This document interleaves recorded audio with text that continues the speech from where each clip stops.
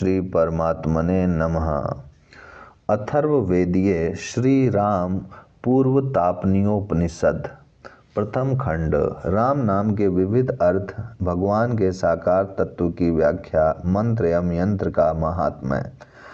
ओम सच्चिदानंदमय महाविष्णु श्री हरि जब रघुकुल में दशरथ जी के यहाँ अवतीर्ण हुए, उस समय उनका नाम राम हुआ। इस नाम की उत्पत्ति इस प्रकार है। जो मही तल पर स्थित होकर भक्तजनों का संपूर्ण मनोरथ पूर्ण करते और राजा के रूप में सुशोभित होते हैं, वे राम हैं। ऐसा विद्वानों ने लोक में राम शब्द का अर्थ व्यक्त किया है। राति राजते व मही स्थिता सन इति रामा। इस विग्रह के अनुसार राति या राजसे का प्रथम अक्षर रा और मही स्थिता का आदि अक्षर म लेकर राम बनता है। इसी प्रकार अन्यत्र भी समझना चाहिए।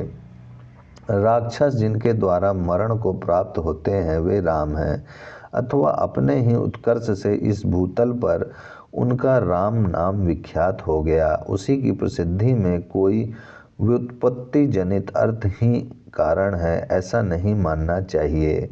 अथवा वे अभिराम सबके मन को रमाने वाले होने से राम हैं, अथवा जैसे राहु मनसीज चंद्रमा को हतप्रभ कर देता है, उसी प्रकार जो राक्षसों को मनुष्य रूप से प्रभाहीन निष्प्रभ कर देते हैं, वे राम हैं। अथवा वे राज्य पाने के अधिकारी महीपालों को अपने आदर्श चरित्र के द्वारा धर्म मार्ग का उपदेश देते हैं, नामोच्चारण करने पर ज्ञान मार्ग की प्राप्ति कराते हैं, ध्यान करने पर वैराग्य देते हैं और अपने विग्रह की पूजा करने पर ऐश्वर्य प्रदान करते हैं। इसलिए इस भूतल पर उनका राम नाम पड़ा होगा। परंतु यथार्थ बात तो यह है कि उस अनंत नित्यानंद स्वरूप चिन्मय ब्रह्म में योगी जन रमण करते हैं। इसीलिए वह पर ब्रह्म परमात्मा है ही राम पद के द्वारा प्रतिपादित होता है। यद्यपि ब्रह्म चिन्मय, अद्वितीय, प्राकृत, अव्यय रहित और पंच भौतिक शरीर से रहित है, तथापि भक्तजनों के अभिष्ट कार्य की सिद्धि के लिए वह चिन्मय देह को प्रकट करता है। भक्तों के स्नेहवश निराकार ब्रह्म भी निराकार धारण कर लेता है। भगवान के स्वरूप में स्थित जो देवता है, उन्हीं की पुरुष, स्त्री, अंग और अस्त्र आदि के रूप में कल्पना होती है। अर्थात भिन्न भिन्न देवता ही अस्त्र आदि के रूप में भगवान की सेवा करते हैं, परंतु वे भगवत स्वरूप से पृथक नहीं हैं। भगवान जो अनेक प्रकार के स्वरूप धारण करते हैं, उनमें किसी के 2, किसी के 4, किसी के 6, 8, 10, 12, 16 और 18 इतने इतने हाथ कहे गए हैं। यह शंख आदि से सुशोभित होते हैं। विश्व रूप धारण करने पर भगवान के सहस्त्रों हाथ हो जाते हैं। उन सभी विग्रहों के भिन्न भिन्न रंग और वाहन आदि की भी कल्पना होती है। उनके लिए नाना प्रकार की शक्तियों तथा सेना आदि की भी कल्पना की जाती है। इस प्रकार पर ब्रह्म परमात्मा में विष्णु, शिव, दुर्गा, सूर्य और गणेश आदि के रूप में पंचविध शरीर की कल्पना होती है और उन सब के लिए पृथक पृथक सेना आदि की कल्पना होती है। ब्रह्मा से लेकर वृक्ष आदि पर्यंत समस्त जड़ चेतन का वाचक जो यह राम मंत्र है, यह अर्थ के अनुरूप ही है। जैसा इस नाम का अर्थ है, वैसा ही इसका प्रभाव भी है। अतः इस राम मंत्र की दीक्षा लेकर सदा इसका जप करना चाहिए।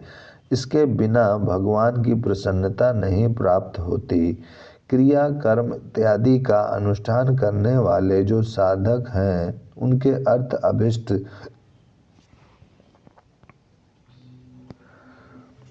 अर्थ अभिष्ट प्रयोजन को मंत्र बता देता है, उसकी सिद्धि का निश्चय करा देता है। अतः मनन, निश्चय और त्राण रक्षा करने के कारण वह मंत्र कहलाता है।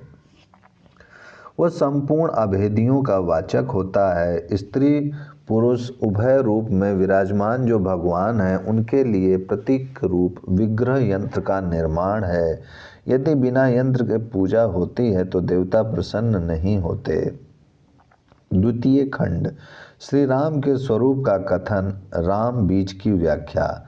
भगवान किसी कारण की अपेक्षा न रखकर स्वतः प्रकट होते या नित्य विद्यमान रहते हैं, इसीलिए स्वभू कहलाते हैं। चिन्मय प्रकाश ही उनका स्वरूप है, अतः वे ज्योतिर्मय हैं। रूपवान प्रकाश ही उनका स्वरूप है, अतः वह ज्योतिर्मय हैं। रूपवान होते हुए भी वे अनंत हैं, देश काल और वस्तु की सीमा से परे हैं। उन्हें प्रकाशित करने वाली कोई दूसरी शक्ति नहीं है, वे अपने से ही प्रकाशित होते हैं। वे ही अपनी चैतन्य शक्ति से सबके भीतर जीव रूप से प्रतिष्ठित होते हैं तथा वे रजोगुण, सतोगुण और तमोगुण का आश्रय लेकर समस्त जगत की उत्पत्ति, रक्षा और संहार के कारण बनते हैं। ऐसा होने से ही यह जगत सदा प्रतिगोचर होता है। यह जो कुछ दिखाई देता है सब ओमकार है, परमात्मा स्वरूप है। जैसे प्राकृत वट का महान वृक्ष वट के छोटे से बीज में स्थित रहता है, उसी प्रकार यह चराचर जगत राम बीज में स्थित है। राम ही राम बीज है। ब्रह्मा, विष्णु तथा शिव ये तीन मूर्तियां राम के रकार पर आरूढ़ हैं तथा उत्पत्ति, पालन एवं संहार की त्रिविध शक्तियां अथवा बिंदु, नाद और बीज से प्रकट होने वाली रौद्री, ज्येष्ठा एवं वामा ये त्रिविध शक्तियां भी वहीं स्थित हैं। राम का अक्षर विभाग इस प्रकार है: र, आ, अ, म। इनमें रकार तो साक्षात श्री राम का वाचक है तथा उस पर आरूढ़ जो आ, अ और म है, ये क्रमशः ब्रह्मा, विष्णु तथा शिव इन तीन देवों के और उपयुक्त त्रिविध शक्तियों के वाचक हैं। इस बीज मंत्र में प्रकृति पुरुष रूप सीता तथा राम पूजनीय हैं। इन्हीं दोनों से 14 भुवनों की उत्पत्ति हुई है। इन्हीं में ही इन लोकों की स्थिति है तथा उन आकार, अकार, मकार रूप ब्रह्मा, विष्णु, शिव में इन सब का लय भी होता है। अतः श्री राम ने माया लीला से ही अपने को मानव माना। जगत के प्राण एवं आत्मा रूप इन भगवान श्री राम को नमस्कार है। इस प्रकार नमस्कार करके गुणों के भी पूर्ववृत्ति पर ब्रह्म स्वरूप इन नमस्कार करने योग देवता श्री राम के साथ अपनी एकता का उच्चारण करें, अर्थात दृढ़ भावना पूर्वक मैं श्री राम ही ब्रह्म हूँ यों कहें। ओम शांति शांति शांति।